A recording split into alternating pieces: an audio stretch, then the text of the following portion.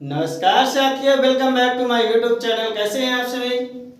तो चलिए आज एक नए टॉपिक पे बात करेंगे। एकदम जीरो लेवल से हम आज देखेंगे।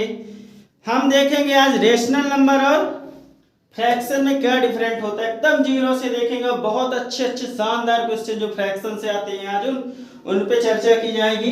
तो चलिए हमारा टॉपिक होगा रेशनल नंबर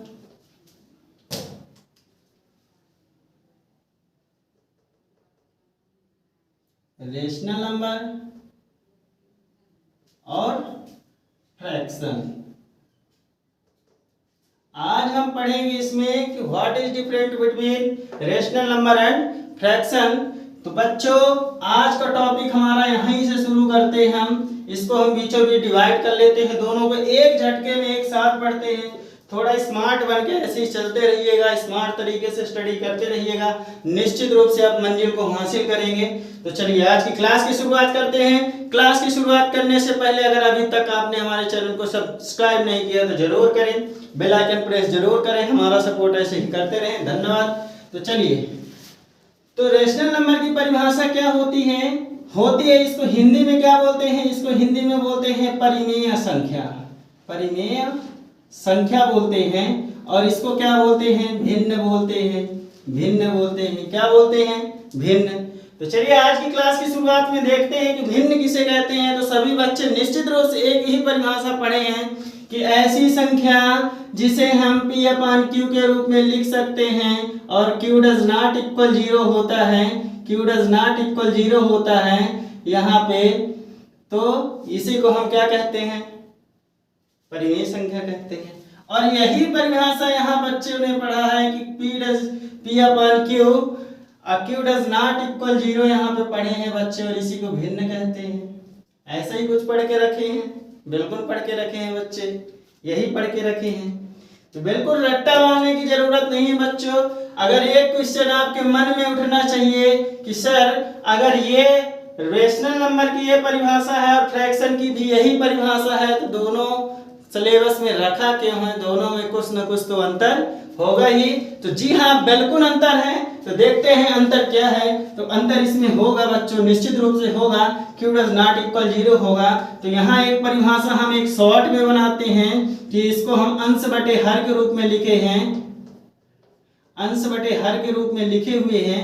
अब पूछ ले कि भैया P का मान क्या क्या होगा? तो निश्चित रूप से P का मान पॉजिटिव, निगेटिव और जीरो तीनों हो सकते हैं। और पूछ ले यही हर का मान क्या होगा? तो निश्चित रूप से पॉजिटिव, निगेटिव और जीरो। यहाँ पे हम देखे हैं कि यहाँ Q के स्थान पर जीरो नहीं होना चाहिए। तो जी बिल्कुल Q के स्थान पर जीरो नहीं होना चाहिए, तो नहीं हम हुआ। तो कोई पूछ ले कि अंश का मान क्या क्या हो सकता है? तो अंश का मान पॉजिटिव, निगेटिव और जीरो तीनों हो सकता है। अब ये पॉजिटिव मान जैसे हमारे क्या हो गए 1 2 3 4 ऐसे ये मान हो गए।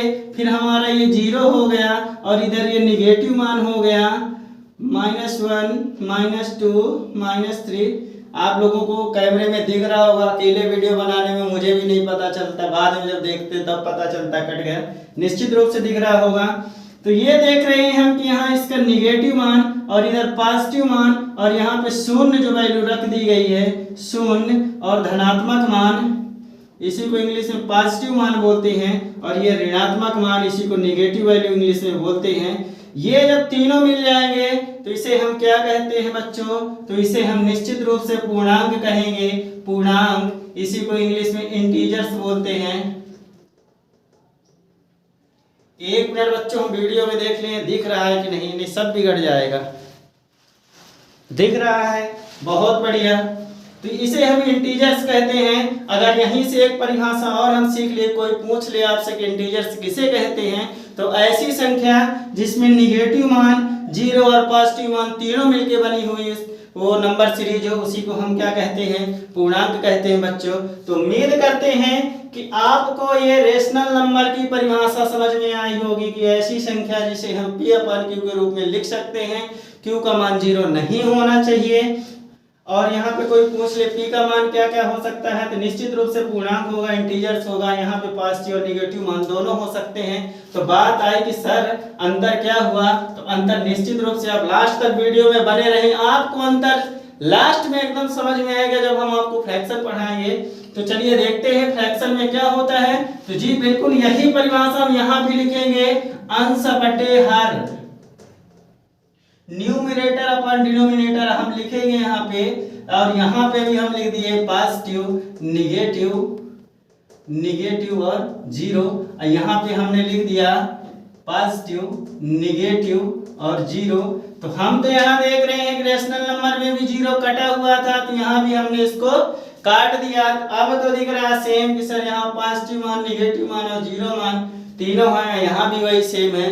तो जी बिल्कुल बच्चों यहाँ पे ध्यान देने की सिर्फ एक बात है कि परिमेय संख्या और भिन्न में केवल और केवल अंतर ये है बच्चों कि भिन्न जो होती है, फ्रैक्शन जो होता है, उनका मान ऋणात्मक नहीं होता है। तो निश्चित रूप से सभी बच्चे कमेंट में बताएंगे क्या आपके समझ में आई ये बात कि नहीं आई, कि यहाँ पे हम निगेटिव मान दोनों जगह देख रहे हैं कि दोनों जगह हमें निगेटिव मान मिल रहा है, यहाँ पे हम देख रहे हैं कि दोनों जगह निगेटिव मान कटा हुआ है। यही अंतर इन दोनों के बीच हुआ है, this different between rational number and fraction, दोनों के बीच यही अंतर है कि भिन्न का मान, यहाँ पे 1 रुपए का नोट लगा के बच्चों लगा देना है, आप निश्चित रूप से लिखना कि भिन्न जो होती है, भिन्न जो होता है फ्रैक्शन, भिन्न का मान ऋणात्मक नहीं होता है, ऋणात्मक नहीं होता है।